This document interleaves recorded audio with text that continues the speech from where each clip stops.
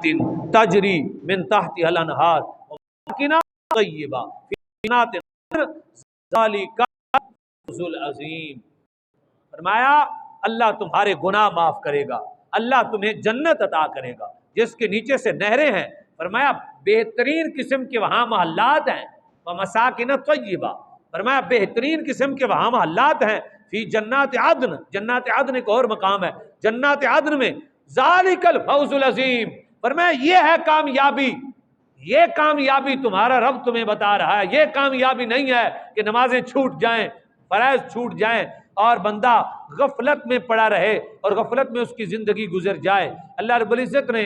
تیسرے مقام پہ فرمایا یا ایھا الذین آمنوا، میں صرف وہی 28ویں پارے سے ہی پڑھ رہا ہوں، 28ویں پارے میں یا ایھا الذین آمنوا آئے، فرمایا یا ایھا الذین آمنوا قوا انفسکم واہلیکم نارا، یہ اہل ایمان سے بات ہو رہی ہے۔ فرمایا ایمان والو اپنے آپ کو اور اپنے گھر والوں کو آگ سے بچاؤ، آگ سے بچاؤ، ایمان والوں کو کہا جا رہا ہے۔ اگر یہی طریقہ ہوتا کہ ایمان لایا پھر نماز روزہ زکوٰۃ بس کیا تو کیا، نہ کیا تو نہ کیا، اگر ایسا تھا میرے بھائیوں یاد رکھو اصل تو ہے دل کی بات، لیکن یہ جو ہمیں فرائض اللہ نے احکام دیے ہیں یہ ایسے ہی ہے جیسے کپڑے دھونے کے لیے ہمیں صرف ہوتا ہے، دنیا کی گرد ہمارے اوپر آتی ہے، دنیا کی نحوست، دنیا کی بے برکتی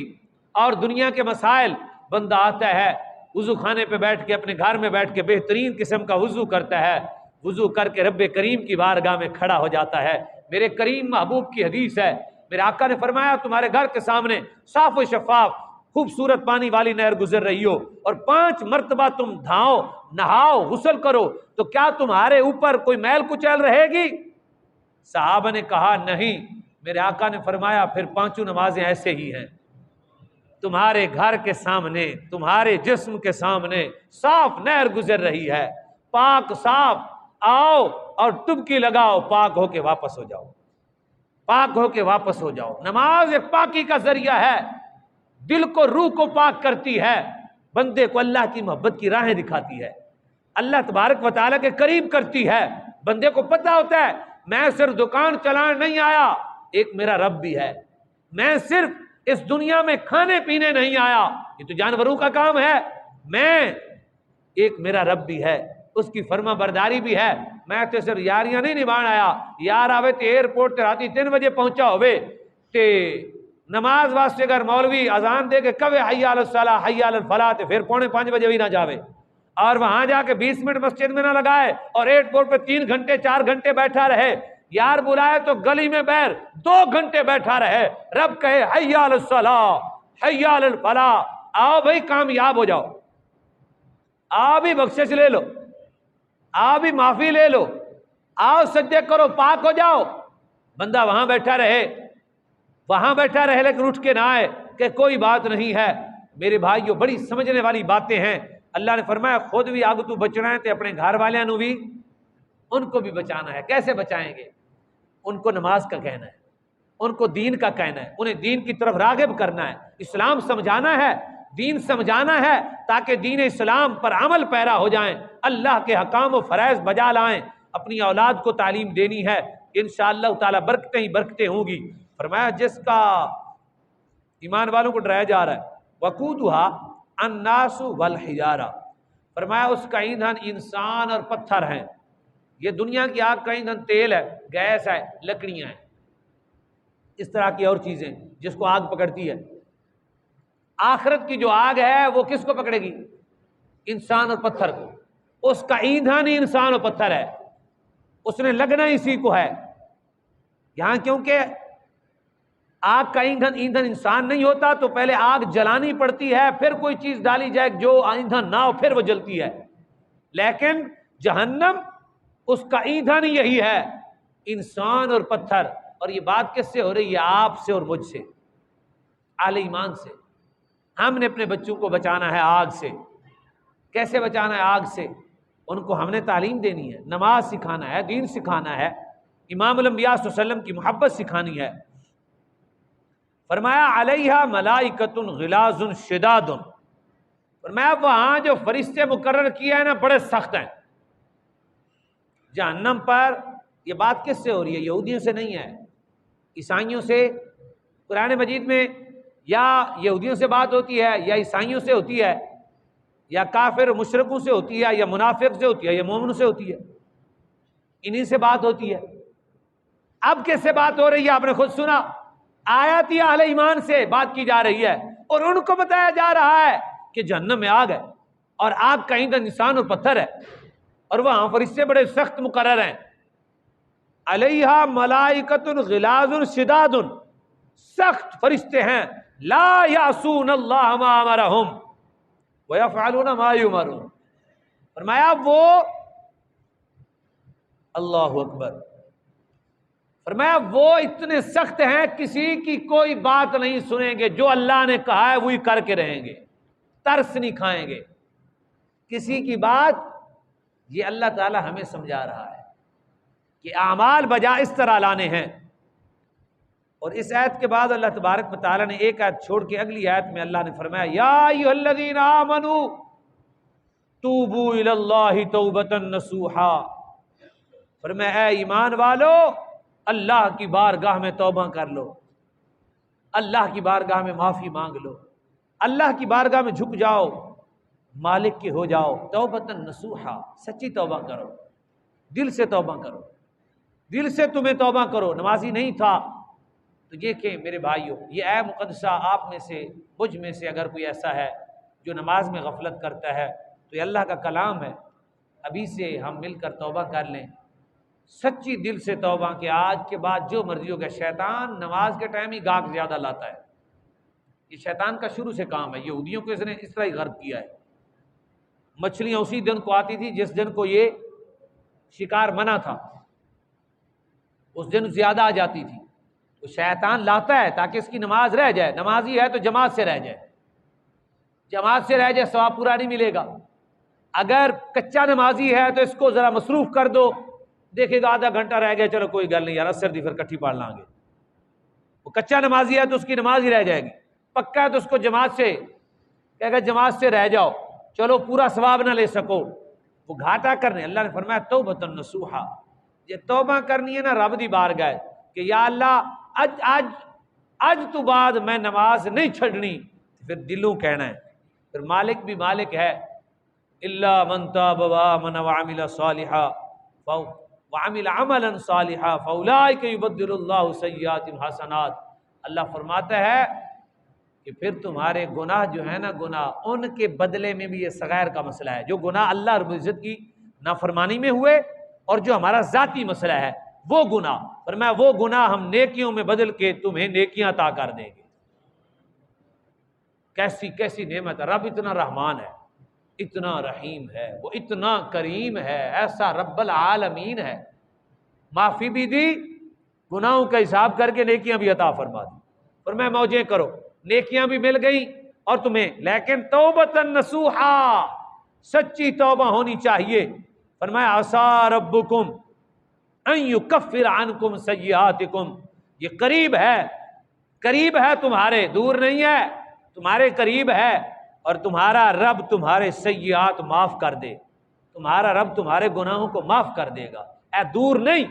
کہ میں کب توبہ کروں گا، کیسے؟ فرمایا یہ تو قریب ہے، تم یہ کام کرو، ادھر قریب کھڑی ہے اللہ کی بخشش۔ عسیٰ ربکم، اللہ اکبر، ان یکفر عنکم سیئاتکم وَيُدْخِلَكُمْ جَنَّاتٍ تَجْرِي مِن تَحْتِهَا الْأَنْهَارُ يَوْمَ لَا يُخْزِي اللَّهُ النَّبِيَّ وَالَّذِينَ آمَنُوا مَعَهُ نُورُهُمْ يَسْعَىٰ بَيْنَ أَيْدِيهِمْ وَبِأَيْمَانِهِمْ يَقُولُونَ رَبَّنَا أَتْمِمْ لَنَا نُورَنَا وَاغْفِرْ لَنَا إِنَّكَ عَلَىٰ كُلِّ شَيْءٍ قَدِيرٌ۔ اللہ رب العزت فرماتا ہے تمہارے قریب ہے تمہارے رب کی رحمت، تمہارے قریب ہے تمہارے رب کی بخشش، تمہارے قریب ہے تمہارے رب کی عنایت، ہر وقت تمہارے قریب ہے، تم بڑے دور بھاگتے ہو۔ توبۃ نصوحا کر کے تو دیکھو، دل سے توبہ کر کے تو دیکھو، دل سے مڑ کے تو رب کی طرف آؤ، اللہ کی بارگاہ میں آ کر تو دیکھو۔ فرمایا بس پھر اللہ جنت بھی دے گا، نہریں جس کے نیچے ہیں، اور اللہ نبی علیہ الصلوۃ والسلام کے جو ساتھ ہیں اہل ایمان، اور جو اہل ایمان کے ساتھ ہیں، فرمایا وہ سارے کے سارے اللہ قیامت میں کچھ بھی نہیں ہونے دے گا، عزت عزت عطا فرما دے گا، بلکہ قیامت کے دن نورہم یسعی بین ایدیہم، ان کے سامنے نور چل رہا ہوگا، ان کے دائیں نور چل رہا ہوگا، اور کہیں گے ربنا اتمم لنا نورنا واغفر لنا، اور دعائیں کر رہے ہیں کہ یا اللہ تو ہمارے نور کو اور مکمل فرما دے، ہماری بخشش فرما دے۔ وہاں بھی اہل ایمان پھر یہی کام کر رہے ہو، وہاں بھی یہی کام ہوگا۔ فرمایا اللہ تبارک و تعالیٰ اس بات پر قادر ہے کہ تم اس سے معافی مانگو اور تمہیں وہ معافی عطا فرما دے۔ اللہ تبارک و تعالیٰ اس بات پر قادر ہے۔ ایک اور مقام پر اللہ تبارک و تعالیٰ نے اسی آیت میں، جمعۃ المبارک ہے، اسی پارے میں ہی اللہ تبارک و تعالیٰ نے ہمیں تعلیم فرمائی ہے، وہ بھی بڑی سمجھنے والی بات ہے۔ مالک کائنات نے فرمایا یا ایھا الذین آمنوا ان من ازواجکم واولادکم عدوا لکم۔ کیسی بات ہے، فرمایا اے ایمان والو، یقیناً تمہاری اولاد اور تمہاری جو بیویاں ہیں یہ کبھی کبھی تمہاری دشمن ثابت ہوتی ہیں، فاحذروہم، ان سے بچو۔ کیسی بات ہے، یہ اللہ کا قرآن ہے اور یہ سورۃ التغابن ہے، سمجھنے والی بات ہے۔ اللہ نے کیا فرمایا، یا ایھا الذین آمنوا، اے ایمان والو، ان من ازواجکم واولادکم عدوا لکم فاحذروہم وان تعفوا وتصفحوا وتغفروا فان اللہ غفور رحیم۔ فرمایا بس یہ جو تمہاری اولاد و مال ہیں، کبھی کبھی یہ تمہارے، تم اس کو سمجھ رہے ہوتے ہو کہ میرے ساتھ ٹھیک ہو رہا ہے، کبھی انہی کی وجہ سے گناہ ہوتے ہیں اور وہ تمہارے دشمن ہیں، اس وجہ سے کہ تم ان کی وجہ سے گناہ کر رہے ہو، ان کی وجہ سے سیئات میں مبتلا ہو رہے ہو۔ اللہ تبارک و تعالی نے فرمایا بس تم اپنی اولاد کے، انما اموالکم واولادکم فتنہ واللہ عنده اجر عظیم، فرمایا تم اپنی اولاد کی آزمائش سے بچو، اس فتنے سے محفوظ رہو، اللہ تعالیٰ بہت بڑا اجر دینے والا ہے اور اس کی بخشش کی حد ہی نہیں ہے، اس کی بخشش کی طرف آؤ۔ آخری آیہ مقدسہ آپ کے گوش گزار کرنا چاہتا ہوں میرے بھائیو، یہ سارے خطاب ہم سے ہوئے ہیں، نہ اس سے مخاطب کافر ہیں، نہ یہودی ہیں، نہ عیسائی ہیں، نہ منافق ہیں، اہل ایمان ہیں۔ چاہیے ہمیں یہ، جیسے ہم نے جتنا سمجھا، جو ہمیں معلوم ہوا، جو مفہوم ہمارے ذہن میں اترا، جو ہم سمجھ سکے، اس پہ عمل کرنا چاہیے۔ اللہ رب العزت نے فرمایا یا ایھا الذین آمنوا اتقوا اللہ حق تقاتہ، فرمایا ایمان والو اللہ سے ڈرو جیسے اس سے ڈرنے کا حق ہے، اس کے ڈرنے کا حق ادا کرو، اس سے ڈرنے کا حق ادا کرو۔ ولا تموتن الا وانتم مسلمون، فرمایا ایسا نہ مر جانا کہ تمہاری جھولی میں فرما برداری ہی نہ ہو، تمہاری اللہ کی بارگاہ میں سرخم ہی نہ ہو۔ مسلمون سے مراد یہ ہے کہ تم فرما برداری نہ ہو۔ اسلام کا مطلب یہ ہے، مسلم کا معنی ہے سر جھکانے والا، اللہ کی بارگاہ میں سر جھکانے والا۔ فرمایا اے ایمان والو، جیسے اس سے ڈرنے کا حق ہے اس طرح ڈرو۔ حق یہ ہے کہ ادھر ڈر ہے کہ گاہک چلا جائے گا، ادھر ڈر ہے کہ دوست چلا جائے گا، ادھر ڈر ہے کہ جناب فلاں معاملہ ہوگا جو نفسیاتی معاملات ہیں بعض کے، ادھر ڈر ہے کہ رب ناراض ہو جائے گا۔ فرمایا اپنے رب کے ڈرنے کا حق ادا کرو، اس کا حق ادا کر دو۔ فرمایا بس مالک کے ڈر لگتا ہے اللہ غضبناک ہو جائے گا۔ میرے بھائیو، جب بندہ اللہ کے فرائض ادا نہیں کرتا، اللہ کے فرائض ادا نہیں کرتا، اس وقت اللہ کے عذاب اور غضب میں آ جاتا ہے اور عذاب میں آ جاتا ہے، اس وقت بندہ اللہ اس پہ ناراض ہوتا ہے۔ قرآن کی ایک آیت نہیں ہے بے نمازی سے اللہ کہے میں راضی ہوں، اللہ کہے ملاوٹ کرنے والے سے میں راضی ہوں۔ میرے بھائیوں کوشش کرنی ہے، ہم فرشتے نہیں ہیں، ساری زندگی خطائیں ہوتی رہیں گی، لیکن ہمارا کام یہ ہے جو اللہ نے قوت دی ہے اس کے مطابق صرف کر کے، محنت کر کے، مشقت اٹھا کے، معاملات کو ساروں کو پسے پشت اس وقت ڈال کے، جب رب کا حکم آ جائے، اللہ کی فرما برداری آ جائے اور جب قرآن کی آیت مل جائے، میرے بھائیوں یہ قرآن صرف یہاں سجانے کے لیے نہیں ہے، یہ قرآن غلاف میں ڈال کے اپنی الماری میں رکھنے کے لیے نہیں ہے، یہ قرآن یہ سٹیج میں سامنے اور ممبر پہ سامنے رکھ کے سجانے کے لیے نہیں ہے، یہ قرآن آپ کے سینے میں اترنے کے لیے آیا ہے اور میرے سینے میں اترنے کے لیے آیا ہے۔ عملی زندگی میں اس کو لاگو کرنا ہے ہم، یہ نور ہے، نور اٹھیں، اس نور کو اپنا کے اپنی زندگی کو منور کریں، اور جو رب فرماتا ہے اس پہ عمل کریں، جو اللہ کہتا ہے۔ آج کا ہمارا خلاصہ یہ ہے، توبہ بھی کرنی ہے